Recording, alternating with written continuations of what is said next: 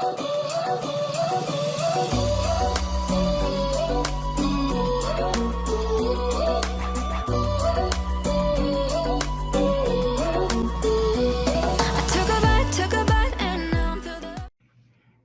hello, hello. Welcome to the Krystal Henry Show. Welcome to my kitchen where we uncover secret recipes to success.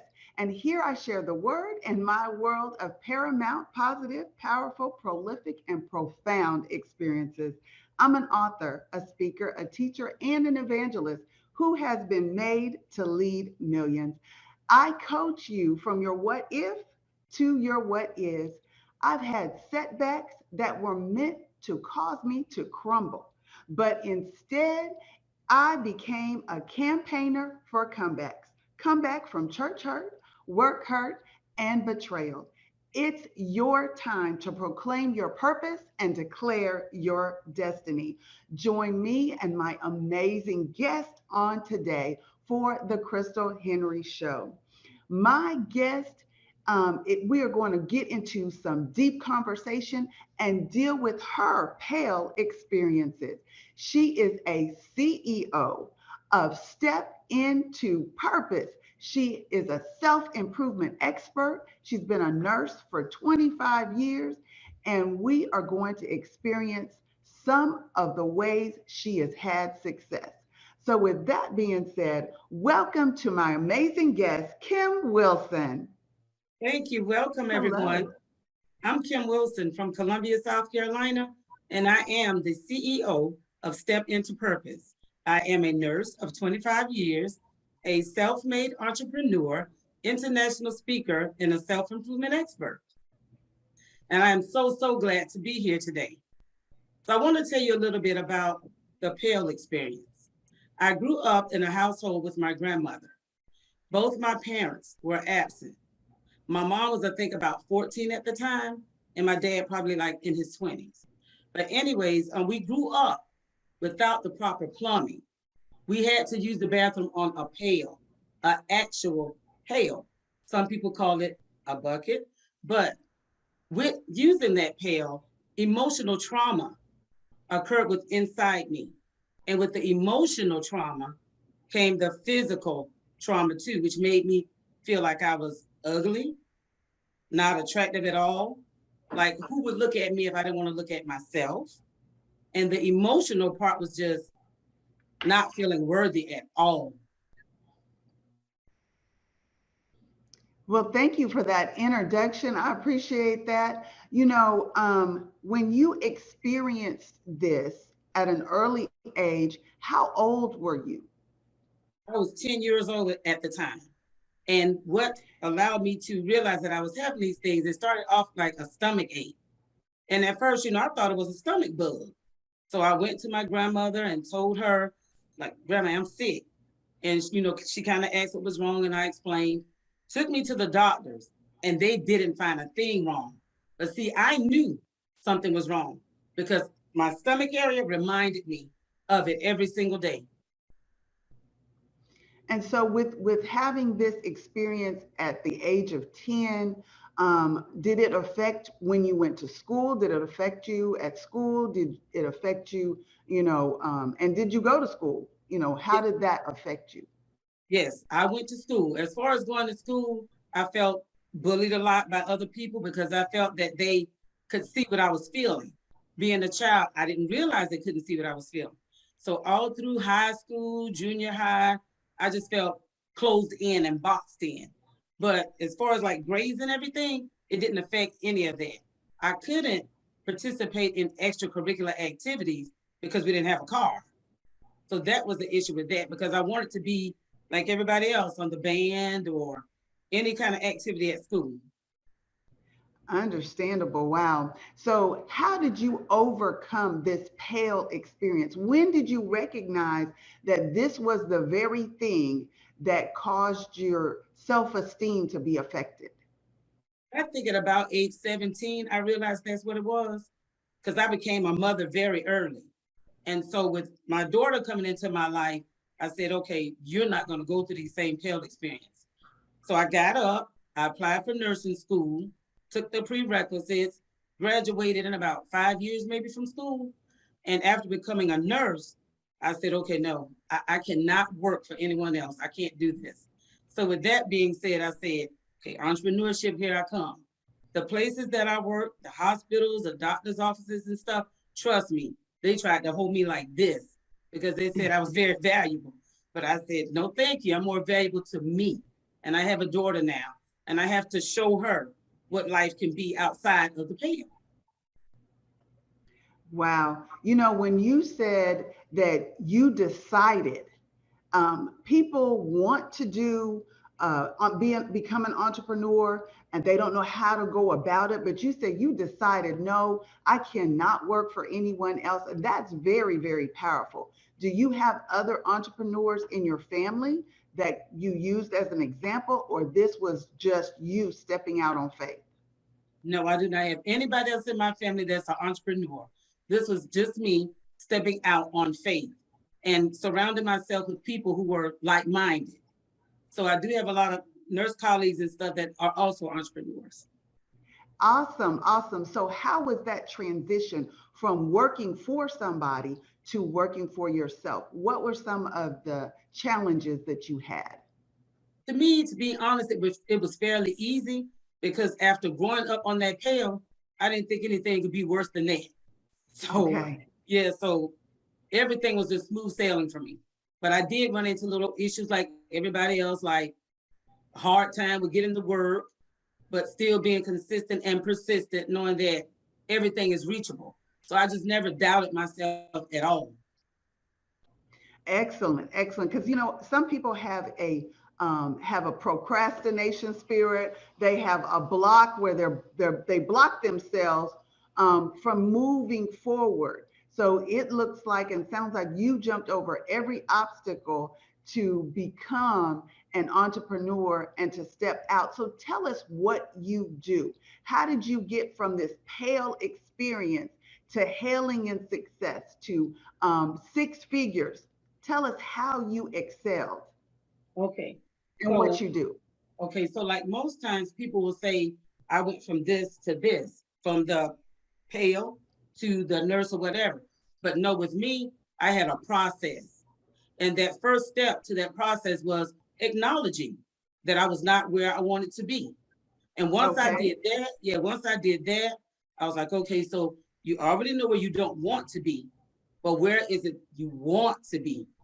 And once I decided I want to be my own person, my entrepreneur, teach my daughter the same skills that I had, because nobody wants to, per se, work for somebody else for the rest of their lives. I don't want Right. to be under somebody else's umbrella. And I have this little joke that I tell people sometimes, and it's like, if I'm going to be under an umbrella, it's only going to be when it's raining. Other than that, Okay. no. Okay, that's excellent. So you're not going to stand under nobody else's umbrella. I love that. That is excellent. So when you started your business and you moved from being a nurse, you had to tell everyone no. Give me like three things that you did to start your business and what is your business? What do you do? Okay, so basically, with stepping into purpose, of course, you have to go get all that stuff done with the government, get the names in place, tax ID numbers, and stuff like that. Once I got all of that stuff under one umbrella, then I just put everything else I had in place. So I'm the type of person. I'm a I think a lot before I do anything. So I already have all my steps lined up. So like I said, once I got the business in place, I started saying, okay, so how is it that you want to affect the world? How do you want the world to know that they can do what you do and probably can do Yeah. it better? So I Yeah. said that first thing was to acknowledge. Okay. So you acknowledged, and then what is step into purpose? I Step need in, people to contact you. What are they okay, getting when they contact you? What when do you do? Step into Purpose is basically a company that teaches self-improvement. Once you contact me, what happens is I have this 4-state pillar that I invented. We will go step by step. I will let you tell me in each step what you think and what you feel. I would advise you on how to move through each step to get to the end which leads to self-improvement, and you're stepping into your purpose. Okay, so you have four pillars. Can you just tell us what those four pillars are? Just basically the acknowledging who you are, Mm-hmm. looking at yourself carefully, objectively, taking responsibility for your actions, your thoughts, your feelings, and setting goals. And when you set Okay. your goals, yeah, work on your goals every single day, day in, day out. And each time you're working on those goals, you're putting yourself closer to stepping into purpose. Okay, okay. So if I came to you today and I said, God gave me this book called Made to Lead Millions, and I'm ready to get off my job, I know I don't need to be under anybody else's umbrella. So, what would you tell me to do? First thing I would tell you is to sit down with me and let's talk about your plan, because you cannot have a plan without moving into action. So that's why I Okay, always say that first step is acknowledging what it is that you, where it is you don't want to be and where it is you're trying to go. So we have to come up okay. with a system and a plan.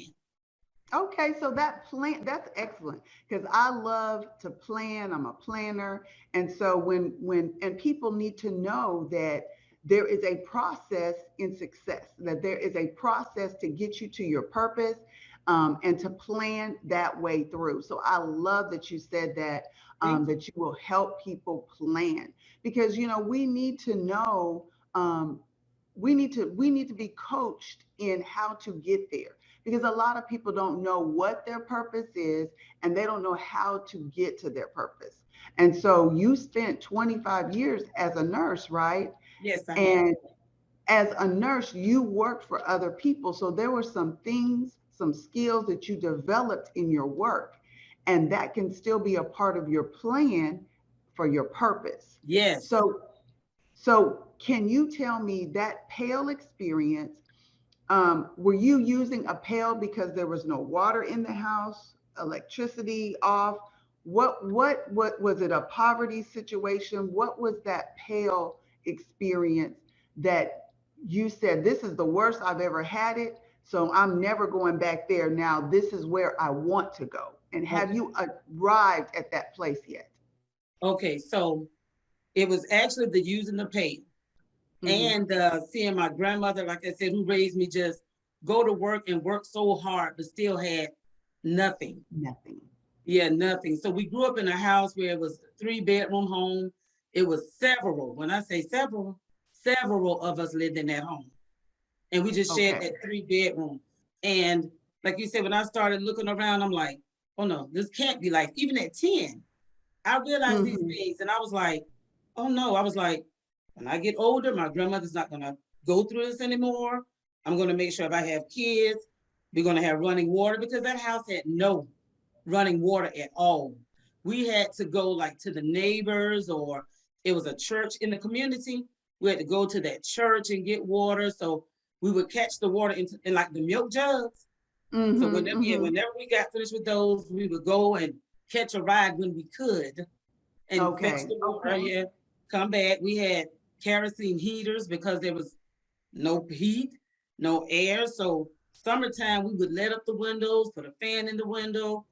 My grandmother would take those same water jugs and she would fill them up with water, freeze them for us. And then, we would get our cups, and that was her way of keeping us cool. Okay, okay. See, that's what people need to know, where you came from. So can you tell us where you are right now?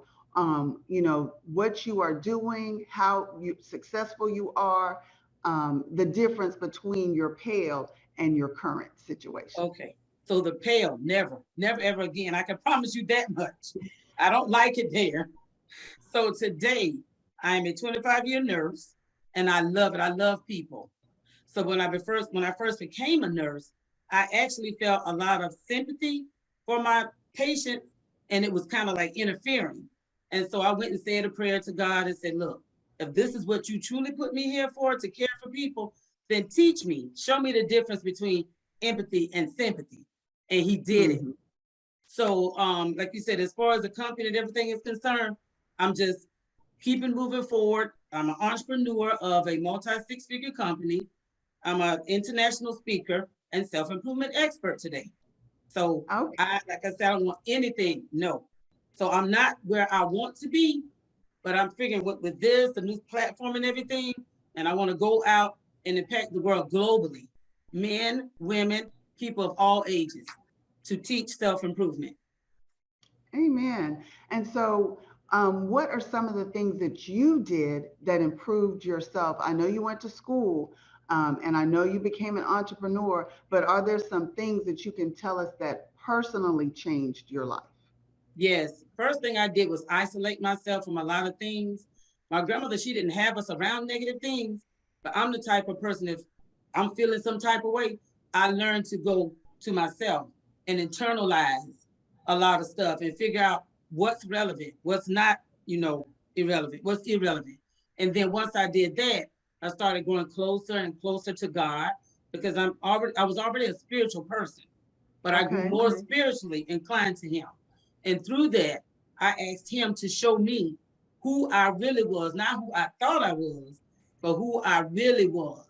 And in doing that, I started to see a little more things about myself that I didn't really recognize that was there.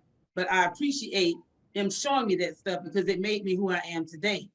So going through that transition with him, and like I said, just kind of being by myself and looking at myself more internally and figuring out how many more people are out there that's like me and how can I help them to transform. Great, great. Now I know that there's some things that I did to self-improve. I read books, I read scripture, and I journaled. Did you do any of those things like that, or did you listen or go to a special church or listen to a pastor preach that inspired you? What motivated you or keeps motivating you now? Okay, so when I look at, like you said, I have preachers, I like Joyce Meyer. I'll look at Sarah Jakes Roberts. I do read a lot of books that's going to educate me on self-improvement and fear and all that stuff like that. So just looking at them and looking at who they are and where they came from, it just keeps giving me that push to keep moving forward because I know that where I am today and where I could be, there's something greater. And I want every single bit of it. I totally feel you. When I stepped out on faith and wrote my book, Made to Lead Millions, I had to connect myself with different people. So the Lord, I prayed and asked God, God, connect me with people that are multimillionaires, that are earning six figures or teaching people to earn six figures. And so the Lord sent me to an amazing coach. And so that's what helped me get to that next level. Is there someone that the Lord connected you with that helped get you to that next level? Yes, I can actually say it's two people. The first coach here, her name was Joy Harris. And then that second coach that I'm currently working with now, she stays in Atlanta, Georgia, Lori Pelzer. But Okay. God also brought my great, great publicist into my life, Desiree Benson, that I'm so excited about working with.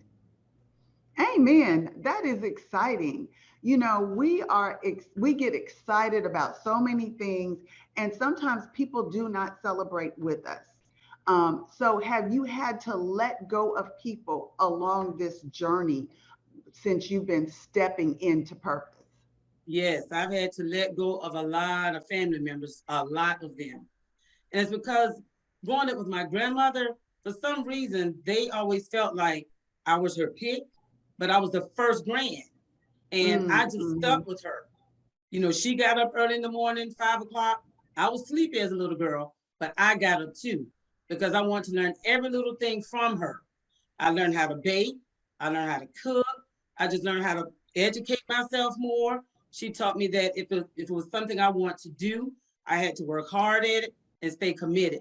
So all that committed, being committed, working hard and sticking to stuff, she put all of that right in here and I listened.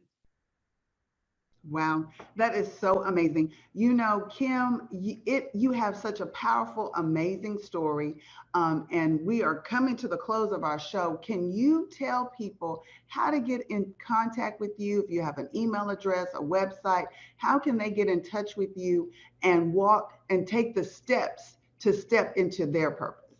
Okay, so you can reach me through my publicist, Desiree L. Benson. I also have a Facebook page that's called Step Into Purpose. If you can't find Step Into Purpose, find Kim Wilson, and that will lead you to Step Into Purpose. And I have one advice for you guys: always, always know that you are capable. You can and you will, but you just have to do whatever it needs to do. Take the necessary steps. And I promise you, through each and every step, you will self-improve and you will step into purpose. Well, thank you so much. For our listening audience, please make sure that you connect with Kim Wilson, step into the number 2 purpose. So with that being said, I am Coach Krystal Henry. I just would like to let everyone know Made to Lead Millions is now available at Walmart.com, Barnes and Noble, Books A Million, as well as where it started at Amazon.com. So please get your copy today, and please go to crystalhenry.net for all the amazing merchandise that I have there. You can see there's a pillow behind me, and there's some great, amazing t-shirts and masks. So do not hesitate to go to crystalhenry.net and get your merchandise, online courses, as well as books. I hope you have enjoyed this purpose-filled show on today. We experienced from the pale to the purpose. So thank you so much for joining us. And hey, we have a cruise coming up. So please go to MadeToLeadMillionsCruise.com and join us at sea. It's meant for you to see, SEE, yourself differently while at sea, SEA. Blessings to you. Thank you for joining me in my kitchen. God bless you all, and I'll see you next time on the Krystal Henry Show. Thank you, Kim. Thank you so much. It was a pleasure.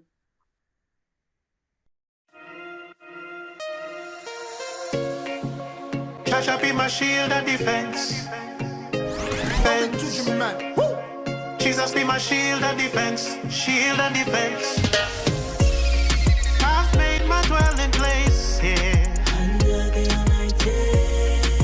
For God is my refuge and my fortress. I've made my dwelling place right here under the Almighty. For God is my refuge and my fortress. He will deliver me from every calamity, and in spite of catastrophe, He comforts in tragedy. So I don't care what they might try. Pestilence dark like the night sky. Bullets and arrows that might fly, threatening thousands at my side. But they shall not come nigh to me. Holy Spirit outside and inside of me. Sheltered up in the most high of me. Cause my residence is the Father. I've made my dwelling place here under the Almighty. For God is my refuge and my fortress. I've made my dwelling place here under the Almighty. For God is my refuge and my fortress. So I will say like Jacob, oh awesome is this place. This is the Lord's house, and there's nothing that could come against His gates. So draw your weapons, but you won't be able to defeat His saints. Cause we hidden in the secret place, wrapped up in because we seek His face. So they shall not come nigh to me.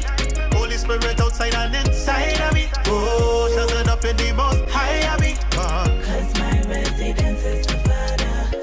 Residence is the Father. Cause my residence is the Father.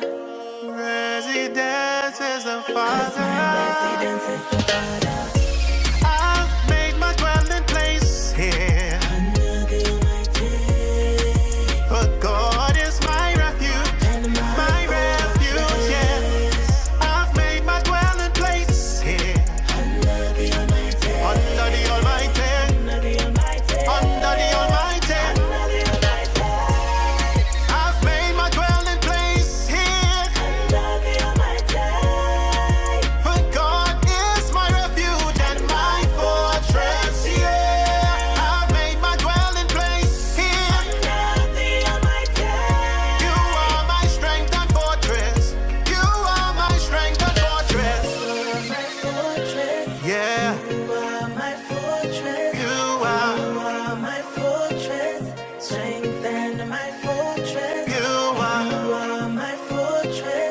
Yeah, you are my fortress. you are. For God is my refuge And my fortress.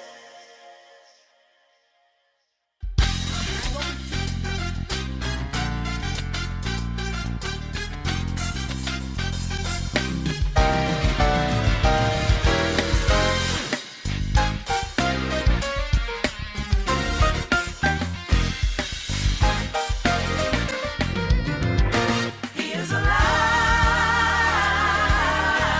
He's alive. He's alive. He's no longer in the grave. He's alive.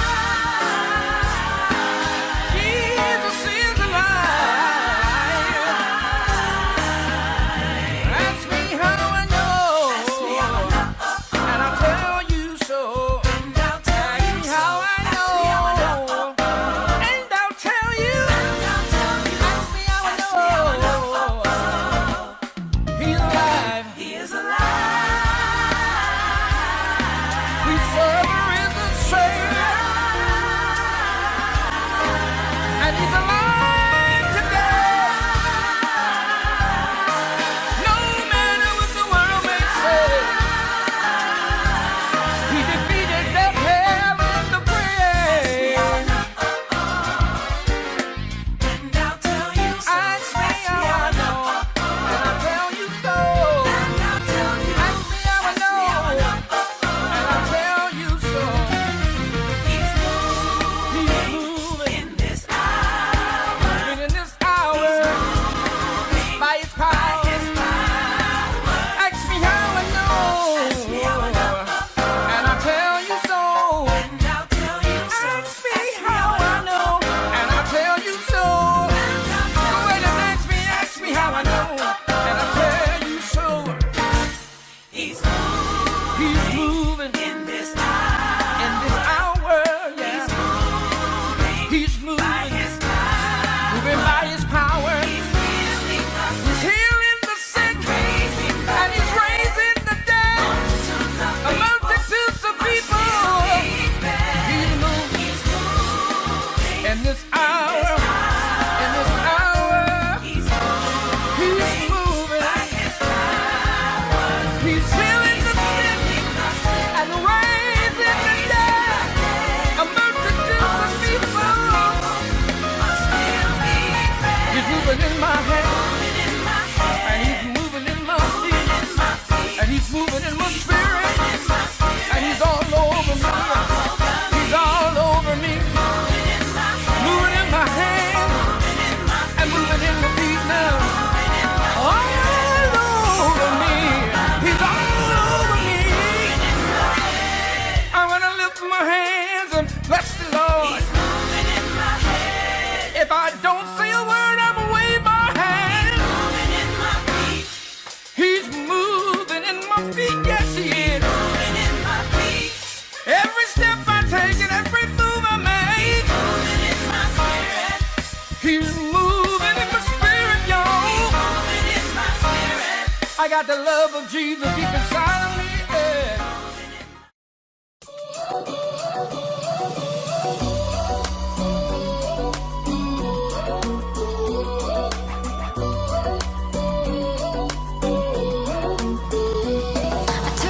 Took a bite, and now I'm through the.